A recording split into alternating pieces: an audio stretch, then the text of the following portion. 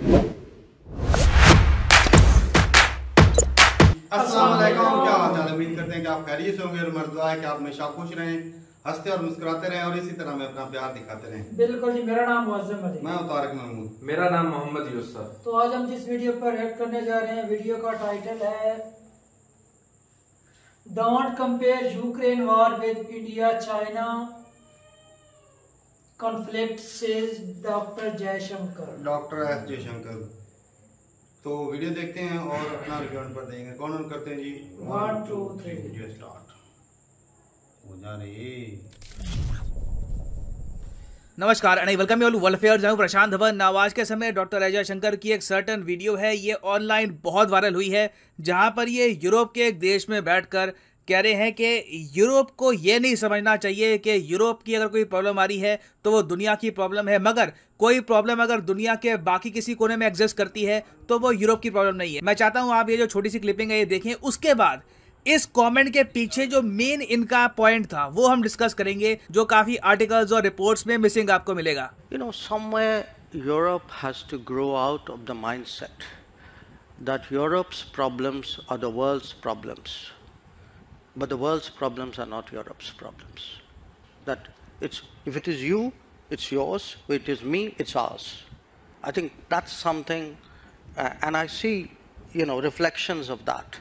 और मैं ऑनलाइन देख रहा था, सोशल मीडिया पे बहुत लोगों ने सराहना करी है इस पर्टिकुलर कमेंट की। लोगों ने कहा कि कितने एक रिस्पेक्टफुल तरीके से डॉक्टर एस जयशंकर ने इंडिया का जो स्टांस है यूरोप के सामने रखा है और यूरोप को ये कहा है कि जब चाइना का इशू आता है, अफगानिस्तान का इशू आता है, तब आप लोग गायब हो जाते हो, मगर जब यूक्रेन का इशू सामने आया तो ये पूरा दुनिया का इशू बन जाता है। और मैं कहूँगा क्रिटिसिज्म ऐसे ही करना चाहिए। इमरान खान का आप अगर देखो तो तरीका कुछ और था, उन्होंने बहुत भौने तरीके से यूएस पे आरोप लगाने स्टार्ट कर दिए कि यूएस गुलाम बनाना चाहता है हमको, हम गुलाम नहीं बनेंगे। वो एक बहुत ही नेगेटिव अप्रोच होती है, उससे काफ़ी बार कंट्रीज के रिलेशंस खराब भी होती हैं। मगर ये जो यहाँ पर डॉक्टर एस जयशंकर साहब ने कहा है ये कंस्ट्रक्टिव क्रिटिसिज्म है। और यूरोप में भी आप देखोगे ज़्यादातर लोगों ने इस स्टेटमेंट को बहुत गौर से पढ़ा है। और मैं देख रहा था ज़्यादातर जो यूरोप के जियोपॉलिटिकल एनालिस्ट हैं उन्होंने ये कहा है कि इंडिया की तरफ से जो स्टेटमेंट आई है ये काफ़ी हद तक रीजनेबल है, ये कुछ गलत नहीं है अपने आप में। मगर जयशंकर साहब यहाँ पर सिर्फ यूरोप को सुनाने के लिए नहीं आए थे कि रशिया यूक्रेन वॉर को लेकर हम पे प्रेशर मत डालिए, नहीं। इनका जो मेन यहाँ पे कंटेक्स्ट था वो चाइना को लेकर था, जो मैं कहूँगा काफी हद तक ढक गया,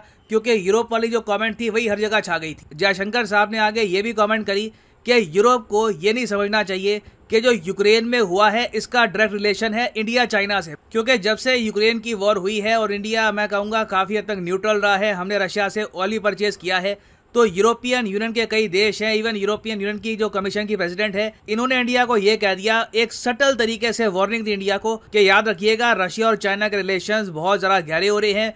कल को अगर मान लो चाइना ने अटैक कर दिया इंडिया पर और रशिया उस वक्त चाइना के सपोर्ट में आ गया, तो इंडिया के केस में यूरोप और यूएस भी हो सकता है कि न्यूट्रल रहें, तब इंडिया क्या करेगा। लिटरली ये एक बहुत बड़ी वार्निंग थी इंडिया को। तो जयशंकर साहब ने इसके रिस्पांस में ये कहा है कि पहली बात तो ना यूक्रेन रशिया युद्ध को आप इंडिया चाइना फेस ऑफ से कंपेयर मत करो कि अगर यूक्रेन युद्ध हुआ है तो कल को चाइना भी इंडिया पे अटैक कर देगा। That is not going to happen. Now this video में हम डिस्कस करेंगे कि डॉक्टर एस जयशंकर ने रिसेंटली बोला क्या था, इनकी स्टेटमेंट यहाँ पर इतनी इंपॉर्टेंट क्यों है, और इसके अलावा इन्होंने इंडिया की विदेश नीति के बारे में ये भी क्यों कहा कि India is not sitting on the fence. Sitting on the fence का मतलब भी यहाँ पर क्या होता है, डिस्कस करेंगे इस वीडियो में। बहुत कुछ यहाँ पे आपको जानने को मिलेगा, मगर आगे बढ़ने से पहले आपसे क्वेश्चन पूछूंगा। क्वेश्चन यहाँ पर आपके सामने ये है कि रिसेंटली एक देश है जिसने ऑफिशियली यूनाइटेड नेशंस में जाकर अपना नाम बदल दिया है। वैसे अपना नाम चेंज कर लिया था डोमेस्टिकली, मगर अब यूएन में जाकर भी अपना नाम इस कंट्री ने बदल दिया है। तो ये है यहाँ पे आपकी option, Ukraine, south Korea, Mexico या फिर टर्की। बताओ किस कंट्री ने रिसेंटली अपना नाम चेंज किया है। सही आंसर आपको मिलेगा वीडियो के एंड में। और वैसे जो लोग सही आंसर करेंगे कमेंट सेक्शन में, मैं पूरी कोशिश करूंगा कि उनकी कमेंट को मैं हार्ट दूं। ना पहली बात तो यहाँ पर आपको ये भी जानना होगा कि डॉक्टर एस जयशंकर ने ये स्टेटमेंट दी कहाँ पर है। लोकेशन बहुत ही इंपॉर्टेंट है यहाँ पर। ऐसा नहीं है कि ये स्टेटमेंट ऐसी ये इंडिया में कोई कॉन्फ्रेंस हो रही थी, किसी रिपोर्टर ने पूछ लिया तो जवाब दे दिया, नहीं। आज के समय डॉक्टर एस जयशंकर 5 दिन की विजिट पे गए हैं टू 2 यूरोपियन कंट्रीज। ये 2 यूरोपियाई देश है, स्लोवाकिया और चेक रिपब्लिक। दोनों बहुत ही इंपॉर्टेंट देश है इंडिया के पर्सपेक्टिव से। आप अगर देखें यहाँ पर आप देख पाओगे इस तरीके से डॉक्टर एस जयशंकर गए यहाँ पर यूरोप में, और आप नोटिस करेंगे मैप जो है यूरोप का, यहाँ पर स्लोवाकिया बॉर्डर शेयर करता है यूक्रेन के साथ। जब यूक्रेन से बहुत सारे इंडियन छात्रों का इवैक्यूएशन हो रहा था, उनको हम निकाल रहे थे इंडिया में, तो कुछ छात्र स्लोवाकिया के थ्रू भी इंडिया आए हैं। तो स्लोवाकिया आप कह लीजिए काफ़ी हेल्पफुल कंट्री है इंडिया के लिए। उसके अलावा चेक रिपब्लिक को आप अगर देखें तो आने वाले समय में ये बनने वाला है यूरोपियन यूनियन का प्रेसिडेंट। तो इंडिया यूरोपियन यूनियन का जो फ्री ट्रेड एग्रीमेंट होगा उस दौरान चेक रिपब्लिक से लगातार हमारी बातचीत होती रहेगी।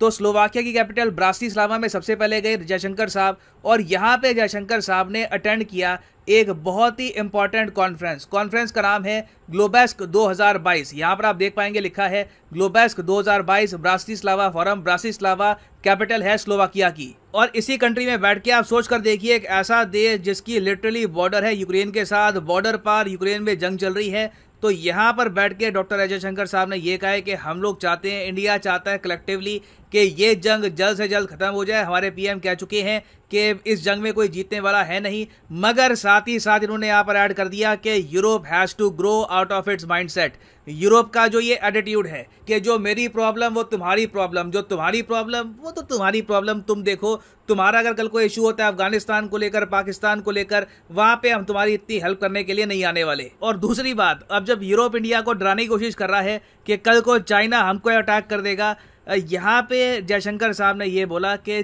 चाइना को ये यूक्रेन वॉर देखने की ज़रूरत नहीं है इंडिया पे अटैक करने के लिए। अगर चाइना को अग्रेशन करना होगा इंडिया के अगेंस्ट तो वैसे भी कर देगा, और अगर यूक्रेन वॉर ना भी होती ना तब भी हमको तुमसे ज़्यादा उम्मीद थी नहीं कि तुम लोग हमको बचाने के लिए आओगे। तो जो ये डराने वाले टैक्टिक्स है यूरोपियन यूनियन के, यूरोप के बाकी कंट्रीज़ के, इनको बहुत अच्छे से काउंटर किया यहाँ पर इंडिया के विदेश मंत्री ने, और ये कहा है कि Chinese do not need president somewhere else on how to engage us or not engage us और be difficult with us or not be difficult with us. और आगे इन्होंने यहाँ पर ये भी बोला कि अगर यूरोप यहाँ पर ये मान के बैठा है कि चाइना तो देखिए इंडिया पे अटैक कर देगा तब इंडिया कुछ कर नहीं पाएगा, तो यूरोप यहाँ पर ये भी समझ जाए कि इंडिया परफेक्टली कैपेबल है चाइना को संभालने के लिए। हमें इतना दम है आराम से। यूक्रेन तो रशिया में तो बहुत बड़ा एक डिफरेंस था, तब भी हम देख रहे हैं रशिया बहुत स्ट्रगल कर रहा है यूक्रेन में। इंडिया चाइना का केस तो कम्प्लीटली डिफरेंट है। We are a nuclear powered nation, हमारे पास न्यूक्लियर सबमरीन्स है, एयरक्राफ्ट कैरियर है, एक ह्यूमंगस एयरफोर्स है, हमारे पास पैसा है। कल को अगर मान लीजिए हमको वेपन चाहिए होंगे, हमें यूक्रेन की तरह वेपन्स मांगने की आवश्यकता नहीं होगी। हम इमरजेंसी बेसिस पर कुछ वेपन्स परचेज भी कर सकते हैं अमेरिकन या फिर यूरोपियन कंपनी से। तो हम आपसे हेल्प खैरात में नहीं मांगेंगे, कुछ अगर वेपन्स परचेज करेंगे भी आपसे तो पैसे के दम पे करेंगे। तो ये बात यूरोप को समझानी बहुत ही इंपॉर्टेंट है कि a lot of our problems in China have nothing to do with Ukraine and have nothing to do with Russia. They are predated. ये पहले से ही चल रहे हैं। इंडिया चाइना की वॉर 1962 में हुई थी, तब तो यूक्रेन बना भी नहीं था, तब यूक्रेन रशिया की कंट्री थी। फिर आगे जयशंकर साहब ने ये बोला कि इंडिया पे आप लोग आरोप लगाते हो कि इंडिया फेंस पर बैठा रहता है। India is always sitting on the fence. Sitting on the fence का मतलब ये होता है कि जब आप एक्शन ना लो, जब आप बस वेट कर रहे हो कि जब मेरी बारी आएगी तभी मैं कुछ करूंगा। तो यहाँ पे इंडिया ने ये कहा कि देखो तुम यूक्रेन रशिया वॉर को ना पूरी दुनिया का केंद्र मान के बैठे हो, आप बाकी इश्यूज को अभी के लिए ऑलमोस्ट भूल ही चुके हो। फॉर एग्जांपल क्लाइमेट चेंज है, आतंकवाद है, सिक्योरिटी है, ग्लोबल सिक्योरिटी की अगर हम बात करें, इन सब इश्यूज में अगर पहले के गिनती के 3 देश हैं जिनसे आपको बात करनी है, जो इंपॉर्टेंट कंट्री है, जो आपकी हेल्प करेंगे, उनमें से एक भारत है। वहां पे इंडिया एक्टिवली इन्वॉल्व है, दुनिया की हेल्प कर रहा है। तो ये एज्यूम मत करो कि India is sitting on the fence. We are not sitting on the fence. हम बहुत प्रोएक्टिव हैं। हाँ, कुछ इश्यूज को लेकर हम आपसे एग्री नहीं करते, हमारे हो सकता है कि आपसे डिफरेंसेस हो, मगर उसका मतलब ये है कि I am sitting on my ground. मैं अपने स्टांस पे खड़ा हूँ और आपके कहने पर अपना स्टांस चेंज नहीं करने वाला। Secondly, in terms of the connection you are making, look, we have a difficult relationship with China. We're perfectly capable of managing it. It's if I get global understanding and support, obviously it is of help to me. But this idea that I do a transaction, that I come in one conflict because it will help me in conflict too, that's not how the world works. So a lot of our problems in China have nothing to do with Ukraine, have nothing to do with Russia. They predate it. मुझे लगता नहीं है कि India के stance को internationally इतना clearly किसी भी विदेश मंत्री ने इन द पास्ट रखा होगा। Doctor S Jaishankar is a national treasure, Indeed he is. खैर, वापस आते हैं अपने प्रश्न की तरफ कि रिसेंटली वो कौन सा देश है जिसने ऑफिशियली अपना नाम चेंज कर लिया है एट द यूनाइटेड नेशंस। तो सही उत्तर इसका है ऑप्शन डी, तुर्की। जी हाँ, तुर्की अब अपने आप को टर्की नहीं बुलाएगा, ये लोग खुद को बुलाएंगे तुर्की। तो याद रखिएगा, बहुत ही इंपॉर्टेंट एग्जाम पर्सपेक्टिव से मैंने इस पर वीडियो भी बनाई थी, काफ़ी टाइम पहले। Now this has been made official at the UN। And finally यहाँ पर मैं ये भी ऐड कर दूँ कि आप अगर किसी भी एग्जाम की तैयारी कर रहे हैं, चाहे IIT, JEE, NEET, bank, SSC, UPSC, आप परचेज कर सकते हैं अनअकैडमी के क्वालिटी कोर्सेज। सिंपली जाओ कमेंट सेक्शन में, यहाँ पे आपको मिलेगा link. For example let's say आप प्रिपेयर कर रहे हैं फॉर UPSC, क्लिक करिए UPSC पर और यहाँ पे आप परचेज कर पाएंगे अनअकैडमी का यूनिक कोर्स जिसमें आपको हैवी सेविंग होती है अगर आप यूज़ करते हैं प्रोमो कोड PD10। मान लीजिए अगर आपके पास अभी है 1-2 साल का टाइम, आराम से आप 2024-25 में UPSC का अटैम्प्ट देना चाहते हैं तो जो 24 महीने का कोर्स है ये आप कर सकते हैं परचेज। मगर जो प्राइसेस यहाँ पर लिखे हैं ये पे करने की आवश्यकता नहीं है। सिंपली यहाँ पे अगर आप कोड यूज़ करते हो PD10 तो प्राइसेस गिरने यहाँ पर स्टार्ट हो जाएंगे। The prices will just start falling. So use the code PD10 and save money. So इसी नोट के साथ ये है वीडियो का अंत। Thank you for listening and as always God bless you all.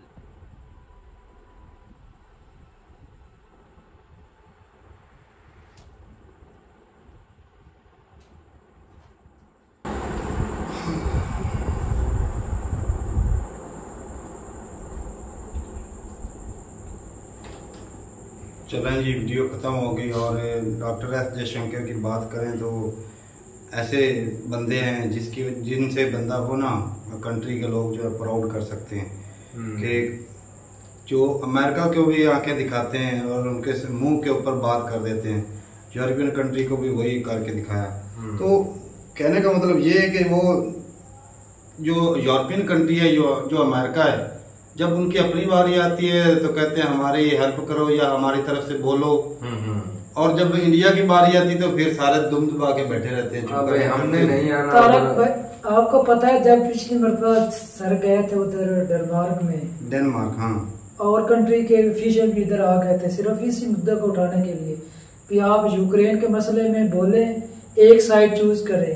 अब जब फिर दोबारा गए तब फिर भी उन्होंने यही मुद्दा उठाया है कि किसी तरीके से ना सर रूस के खिलाफ बोला, लेकिन वो तो चाहते हैं ना कि इनके ताल्लुकात रशिया से खराब हो। अमेरिका और ऊपर से देखो कभी कोई धमकी, कभी कोई अब कह रहे हैं कि चाइना तुम पर अटैक करेगा तो कल हम आपकी मदद को नहीं। पर भाई आपकी मदद की जरूरत उन्हें नहीं है। जिस तरह यूक्रेन की कर रहे हो वो बेचारों का सारा कंट्री तबाह करवा दिया। अपने सिर्फ हथियार बेच रहे हैं वो। हाँ, बेच रहे हैं भाई हथियार बेच रहे, चलो फंडिंग करते रहे, लेकिन वो उसका तो सत्यानाश हो गया ना यूक्रेन को। अगर वो रशिया के साथ मिलकर रहता कितने लोगों की जाने गई है भाई, उतना जाती ना। तो अगर इंडिया जो है वो चलो इकोनॉमी की बात है, बिजनेस करे, कारोबार करे, यूरोपियन कंट्री के साथ करे, दूसरे के साथ करे, सबके लिए करे, वो अच्छी बात है। लेकिन ये अगर बंदा सोचे ना कि मेरी को आके यूरोपियन कंट्री आके चाइना की मेरी तरफ से ओके चाइना से लड़ेगा या अमेरिका आके लड़ेगा, ये बात झूठी होती है। ये सारी कहने की बातें होती हैं और ये तो दूसरे के भरोसे पर बंदा जंग नहीं लड़ता ना भाई ना। जो मर्जी हो, अपने में दम हो तब लड़े जा सकते हैं। और इंडिया ने वो डॉक्टर एस जयशंकर ने जो बोला है ना कि जब हमारा चाइना से कोई पंगा पड़ा ना तो हम कैपेबिलिटी रखते हैं, हम संभाल लेंगे। और वो सर बोल रहा था मुझे रूस और यूक्रेन के वार से सबक नहीं सीखना चाहिए। हमें पता है अगर ये वार ना भी होती तब भी चाइना अटैक करता तो हम इस कैपेबल है कि हम उसको जवाब दे सकते हैं। सही बात है। अगर वक्ती तौर पर हमसे हथियार नहीं भी है तो हम वक्ती तौर पर हमारे पास रिजर्व है, हम खरीद सकते हैं अमेरिका से, यूरोप से खरीद सकते हैं, लेकिन भीख नहीं मांगेंगे। जिस तरह यूरोप वाले बोल रहे ना इंडिया से कि आप इस मामले में कुछ ना कुछ बात करें, कुछ ना कुछ हल इसका निकालें। मौलम जब हाथ फैलाना होता है ना तो बंदा सामने वाले के सामने आंखें नहीं उठा सकता, सर नहीं उठा सकता, सिर्फ हाथ ही फैला सकता है। तो अगर भीख मांगने से अच्छा है कि बंदा खरीद ले अगर हिम्मत है। तो इंडिया का ये जो स्टांस था ये बिल्कुल बढ़िया था भाई। और ऐसे जो फॉरेन मिनिस्टर है ना, काश हमारे भी होते। देखें अब ऐसे हैं तो आज अगर ये इंडिया के जो लोग हैं, जो पब्लिक है, वो सुने कि ये बंदा यूरोप के कंट्री में जाके उनके सामने किस तरह की बातें कर रहे हैं, उनके कंधे पर हाथ रखकर उन्हें कह रहा है कि भाई ऐसी कोई बात नहीं, अगर चाइना ने अटैक किया तो हम देख लेंगे, आप इधर ही बैठना। तो सही जरूरत सही बात है और बढ़िया भाई। और अपनी राय जरूर बताइए कमेंट सेक्शन में। मिलते नहीं वीडियो के साथ, तब तक के लिए इजाजत दें। अल्लाह हाफ़िज़।